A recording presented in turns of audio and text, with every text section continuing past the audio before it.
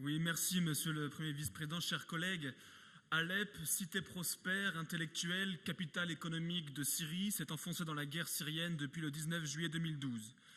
Le gouvernement syrien, appuyé plus tard par l'intervention de l'armée de l'air russe, garde le contrôle de l'ouest de la ville, tandis qu'en face, les rebelles sunnites détruisent et occupent la partie est de la ville, aux côtés des rebelles que les gouvernements occidentaux qualifient de modérés. Les nombreux tirs d'artillerie commis par les deux parties firent de nombreuses victimes civiles et de nombreux dégâts matériels.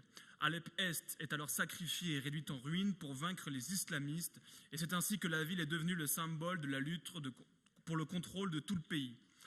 Après 5 années de guerre, la partie ouest où s'étaient concentrées les populations chrétiennes paie aussi un lourd tribut à la guerre.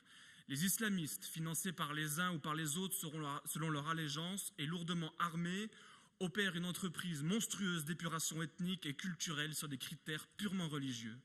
Dans les quartiers chrétiens, les populations sont massacrées et le patrimoine culturel systématiquement détruit. C'est donc dans cet environnement, par exemple, qu'ont eu lieu les attaques pendant les fêtes de Pâques, la destruction des églises arméniennes catholiques, assyro-chaldéennes et grecques catholiques.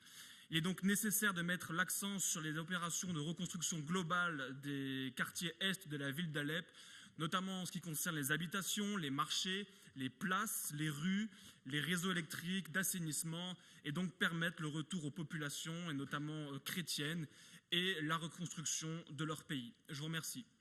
Très bien, merci.